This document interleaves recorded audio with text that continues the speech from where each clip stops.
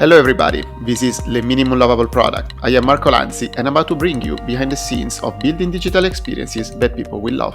Welcome to Le MLVP. We are here today with Chris Delahunty. He's the head of digital for Benelux, Netherlands and France for Upfield. So welcome Chris. Hi Marco, good to be here. Nice to have you. So let's jump straight into it. Upfield. What is it? What is it that you guys are doing? I know you guys are trying to change the world for good. So tell us a Yep. little bit more about it. Absolutely. So Upfield is the world's largest plant-based food manufacturer. So we own a lot of brands under the portfolio. What is plant-based food? It's quite obvious. It's food made out of plants. So I guess you can't look at the news these days without seeing what's going on in the world. Climate crisis is driven by man. And one of the big things that we do as people is the choices that we make, how we travel, how we eat. And Upfield's very passionate that if you switch from a meat-based diet to a plant-based diet, the science is there. You do less damage to the environment. You make the planet a better place. So we're encouraging people to help save the planet by improving their diet, and it's healthier. So that's what we're here to do. Oh, nice. And sorry, when you talk like plant-based food, this is actually what we see, and probably a lot of people like so also like some of the documentary that are going on now around it, and the science is behind it, and it's really fascinating actually to see how little we know maybe on how we eat. Plant-based food is also we're talking like of course like vegetable, fruit, all of that. That's the easy one, the obvious one. But I assume it's also like or like the new type of, let's say, new type of meat, if I can say, is like all those new products that actually are, as you say, healthier and actually more sustainable also for the planet as well. Yeah, that's right. So we specialize in yellow fats, which is like plant-based butter. It's margarine. It's vegan cheese as well. So it's getting people to make the switch from, I guess, dairy into something that is made out of vegetables. So yeah, it's. I think you're right. People are used to thinking plant-based must be meat substitute or it's fruit and veg, but there are other changes you can make and should make as well. Okay, so it's really like all rounded, like all type of product, but starting off from the vegetable work. Yeah, exactly. Yeah, and I think a lot of people don't realize how far plant-based food goes. I think anything you have at the moment, which is kind of meat or animal based, you can replace with a plant instead. Cool. And sorry, the and that like where does it happen? Like the production of those kind of products like happen like is it like locally? So like for example, on your case, like is it in Europe? Is it somewhere and then get transported? How is the like in really in a nutshell the supply chain of that? Because I really cannot imagine. Do you know, it's a really good question. So our production actually happens in the Netherlands at the moment. So we have our office where we work, and literally 2 floors below is the factory that makes our products. So it's very local. We bring in the crops from I don't know where it's grown in a field somewhere, but then comes here, and it's produced and made in Europe, and then sent out across Europe. So it's very locally based. Okay, nice. So that's cool. So it's like really pretty also closed. It's that's super good because many times now we get also food that just comes from all over the place on the other side of the globe. So it's also good that you have like also like a really short kind of supply line so that it can be just straight there. Yeah, exactly. Yeah, it's right next to us. Nice. So the first question for let's say the digital transformation question, as usual in the podcast that comes to my mind is. So, what are you trying to transform? Is that the people? Is that the mentality? Is that the food, the supply chain? It's how we consume. What is it that you guys are trying to transform? All of the above, I Okay. guess. Yeah. So let's think about, I guess, food and fast moving consumer goods, how they are perceived. It's very traditional. You go to the shop, you see something on the shelf, you pick it up and buy it. But I think what we've seen, and this is the reason I joined Upfield, what we've seen is that people get inspired by what they're seeing online. That's where they're finding new things. We want to shift into where the consumer is now. We want to have our messages in front of them in a targeted and interesting way. But then we also need to change the mindset of the people who are working here. So moving away from thinking the way you get people to learn about your product is you put a poster outside. That kind of thinking needs to change if you want to get in front of an audience. But then also, you're right. The processes, like how do we measure our performance? How do we look at our supply chain? How do we speak to the right people? So I think a lot of time digital transformation can be seen as we're just going to spend more money in digital, and that's not transforming, that's just shifting. This is a true transformation of a business where it comes from a very, very traditional background, and we need to shift it into the modern world. Um, I, it's interesting. We've got a lot of competitors who kind of aren't making that move at the moment, which is really good for us, because they can stay where they are, and we'll make all the changes that we know will bring people to us, and that are the right thing to do as well. So who evolves faster wins. So usually, Yeah, absolutely. Yeah, it's the old story, right? yeah, If you stand still, you die. yeah. You need to keep changing.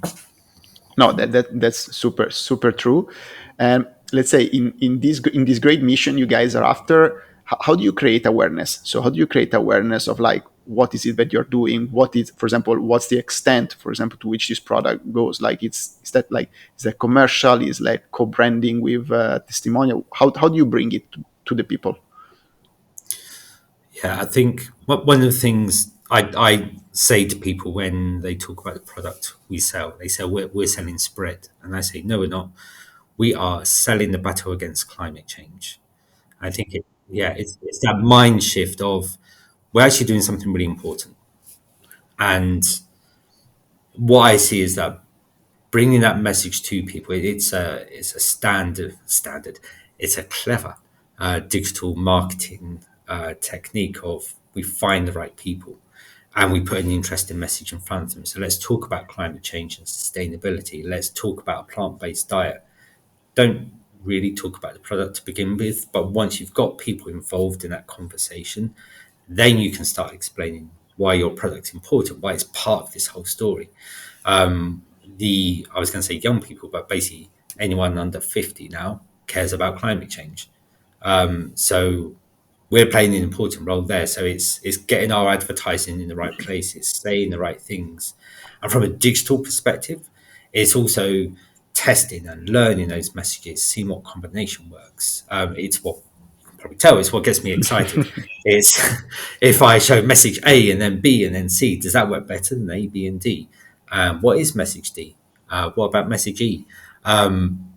I think awareness in an old traditional sense is have one message and repeat it as much as you can. That's old school marketing. I think when we look at digital, then it's find the messages, the collection of messages that resonate to different groups of people and talk to those different groups of people in the right place at the right time. Okay, no, that sounds awesome, and I love the "we sell butter against climate change." That like a really nice tagline just there. So, what if I understand correctly, what you're saying is like, don't just show like, "Hey, this is my product, you got it. This is my range," but it's more like, "Hey, this is why we are doing. This is our mission. This is what we are going after." Like the butter against climate change, and then of course, then you're gonna get to the product. That's at some point of like how you're actually sustaining your mission. Yeah, absolutely. Cool. Yeah, and sorry, and do you know what? It's one thing I don't understand why people don't get it. I think, and this is beyond Upfield. This is for digital as a whole. People still think that the way to sell a product is say, "Here's our product, please buy it." Why should I buy it? I know nothing about it until I've just seen it.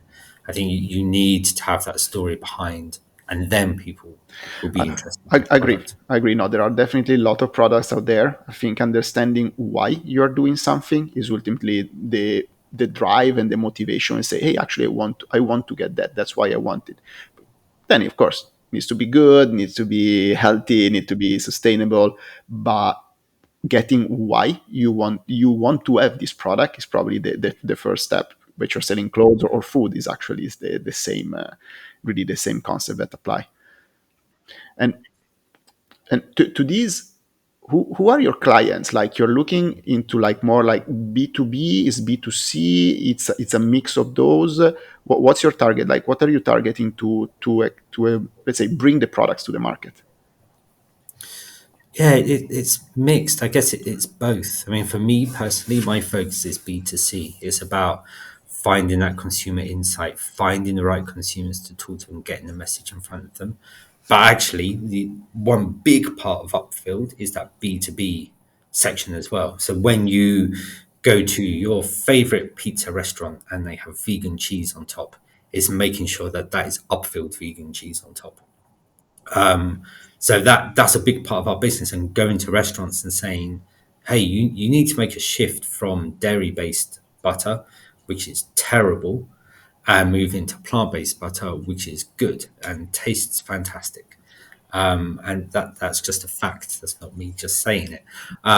So there's a big B2B part of Upfield that we need to do. And I think we all know that, yeah, if you do B2C, you're targeting consumers, but people work in businesses are people as well. So they see the same messages. So I've always been quite passionate that when you're trying to build your business connections, they're just people. So make sure that your messages appeal to them as well.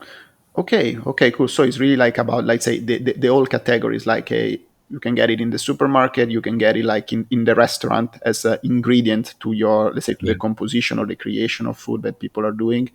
And of course, you can buy, I assume, like on your website or from your digital channel. And actually, no, you Oh, can't. okay. So, yeah. So we don't. This is an interesting bit around marketing directly to consumers. We don't sell directly.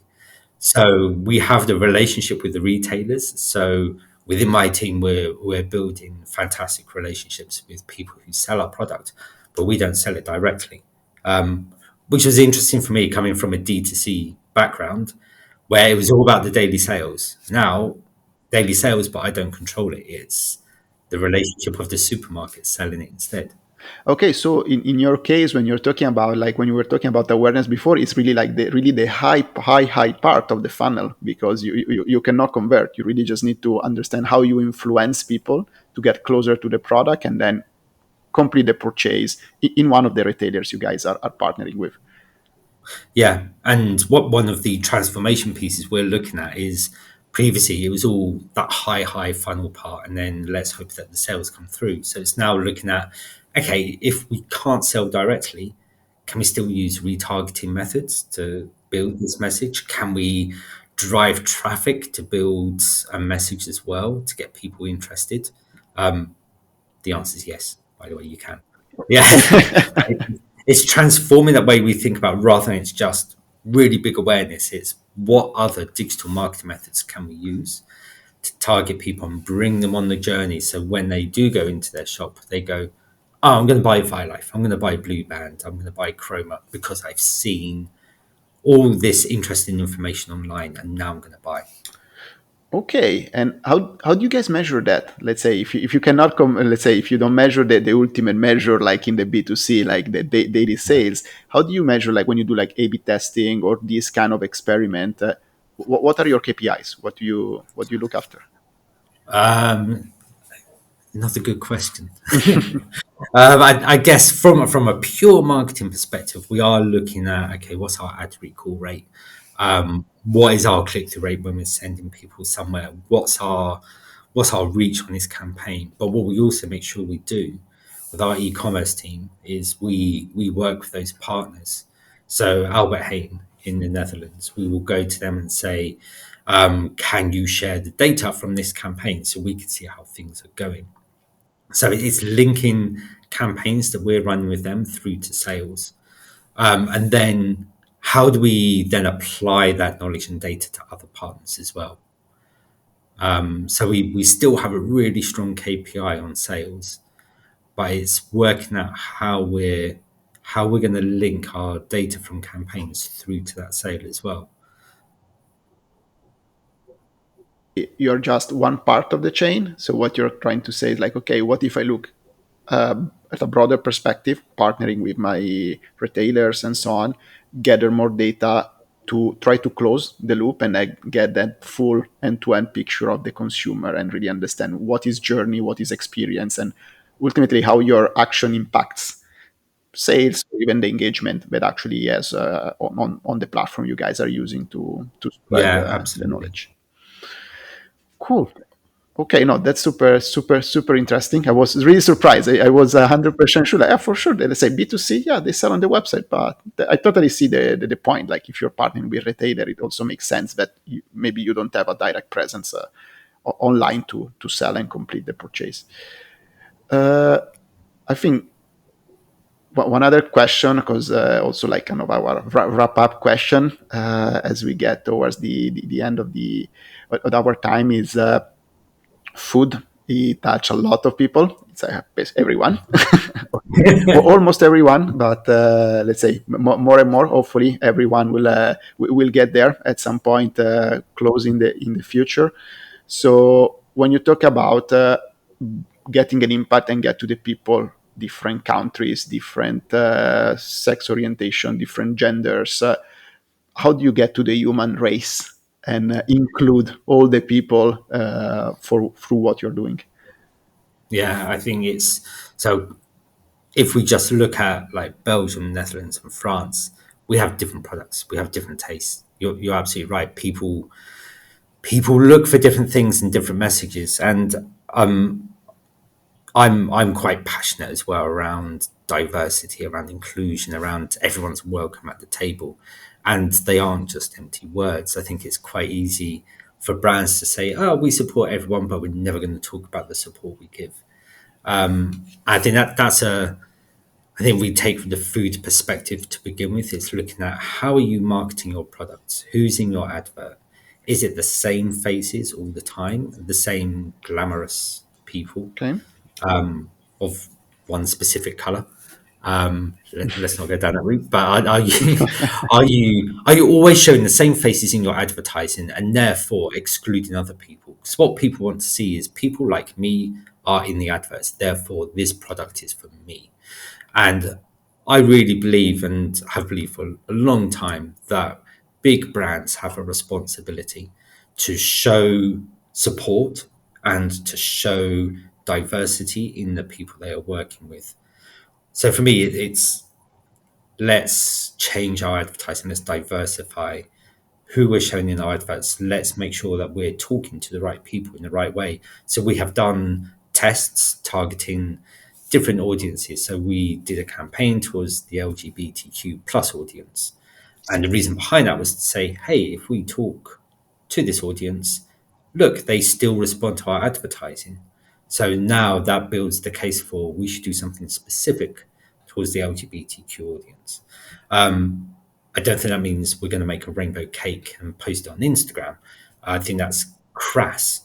But it's working out how do we support that community? How do we support the Black community as well? How do we support the immigrant community? How do we support men and women? We've taken away the fact, or I've taken away the fact that we should target women when we're baking because men bake as well. I think it's having that sensibility of knowing the world has changed, that if we look at again people everyone at 45 and under wants to see equality, they want to see brands stand for something. So if you're not doing it, do you know what your competitor's going to do it? And that's not just a marketing thing, that's then when it comes to recruiting people want to work for brands that mean something. And our climate story, our climate change story is a really strong one. And I think our diversity story can be a strong one as well and gets us away from our competitors who just ignore it because they think, well, diversity plus margarine can't happen. But of course it can happen. No, and I think like especially when you're looking into let's say as you guys are saying like mission to change the world and to target the world, the human population is nice because it's so diverse and it's like that's how the race is composed. It's that's how we are as people. And of course, if you want to target the world, you need to target all these different facets and is what make it nice. So I 100% with you on that. Is like hey, you want to go after the people, these are the people with all their colors, genders, and everything that come with it. It's really there. I think they're probably the only way to look at it, to be to be honest. So no, I think I really really love and super aligned with that, and also super nice to see that there are companies like yours that are really doing an impact on the world, and making more sustainable, making also people healthier. So super. We've got to save the planet, right? Yeah, We've got to that, do it. that, that's the ultimate goal. Hopefully we can Yeah, keep it for a little longer. fingers crossed. No, I think with this, Chris, I think I really thank you for your time. It was really like a pleasure to chat with you, and hopefully like looking forward to understand also how this action that you guys are doing around sustainability, diversity, inclusion, and all the expansion of this plant-based food goes. So hopefully, hope to have you soon again on the show. For the time being, I really thank you for your time. That's right. Thank you for having me. Thanks a lot. Have a nice day. You You too. too. Bye. Bye. Thank you for listening. I hope you enjoyed the show. If you're keen to leave a review or subscribe, it helps more than you know. I hope to see you soon in the next episode. Stay tuned.